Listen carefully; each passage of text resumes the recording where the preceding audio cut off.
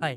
If you're looking to create a website like this, where the form has the pre-filled query in a pop-up, like just like this one, like when you click on get started, the form will have the plan name or any option pre-selected.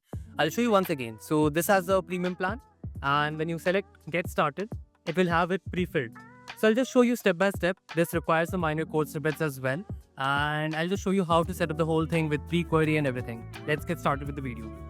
So this is one of my website where I was building, and I wanted to create a form where the plan name is pre-selected and then only I get the submission.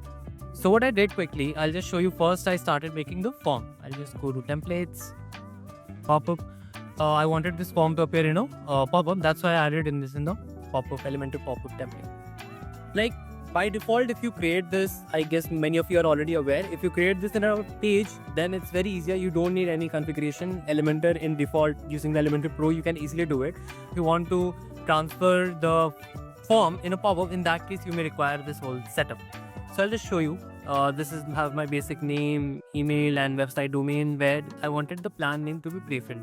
So here, I guess many of you are already aware that in Elementor, when you go to advanced, right, and when you do a get parameter, and you can add the parameter here, so it will pre-fill. So this is like whatever link you will be adding in the URL, right? So I'll just show you. If I just copy paste this URL in my tab, so you see that it has plan question mark, as you can see here, plan, and it has the plan name here, right? So if you just add the plan name, this will pre-fill it easily. But if this would have been a simple page where I'm redirecting to a person where the form is on a landing page, right? So it would have been super simple. You don't need any other configuration. But if, as I said, I wanted this whole thing to be on the same page in a pop-up, in that case, I need to set up a thing. So I'll just show you quickly.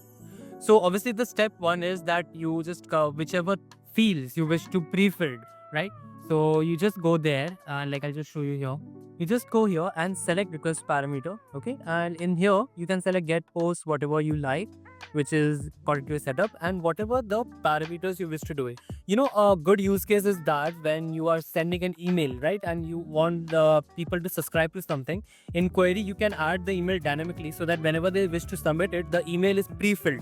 Like if you're redirecting someone from a newsletter or something, then this can be a very good features, and there is a lot of benefits, like, you know, to make the form conversion rate or more personalized. You can always do this whole query thing.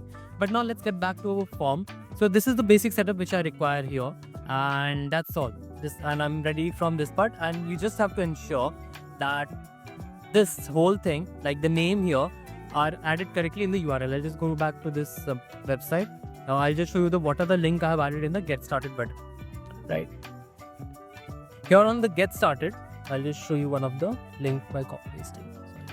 So if you see it, plan, get started, and it should be the same one which I'm adding here. Like if you see get started dash, and in place of a space, like for example, I've added %20, right? %20 dash %20, and that's how I made, because this is super important that you query, if in case of a drop down, if it's a normal text field, then there is no matter. Like you can add any field text. If you just want to add a space, just add %20, and because in URL you cannot have spaces. Like in URL field you don't have spaces. So if you want to denote space, you have to add %20, right?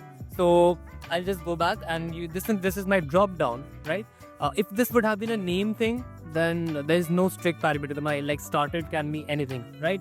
Because it's a name, it can be anything. So, but in my case, I want it to be exactly same to ensure that my drop down field is selected. That's why I made it same. All right, let's get back to our form thing. And the next thing is that you can add this. You have to add a custom code. You can add this in your child theme or any code snippets plugin. So I'm using Fluent Snippets. Let's get back here. So you see that I have added, like, first I need to ensure that my form, like this pop-up has a trigger, right? So I'll show you the display condition. On condition, this obviously loads on entire website, but I have not added any trigger or advanced tool, as you can see here.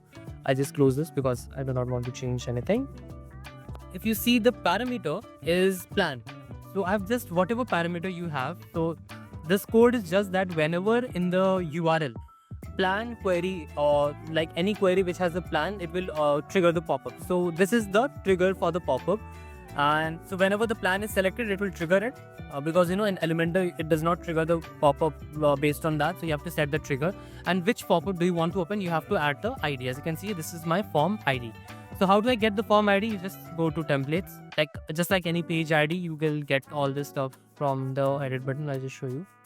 When you click on edit, right, you'll have a link. I'll just copy this whole link, and you see that this is 1248. This is your form, like the pop-up ID. So you just have to paste it here, and that's it. And I just added the whole thing. You just have to copy paste the whole thing. Just add the query parameters and the form ID, and you are done.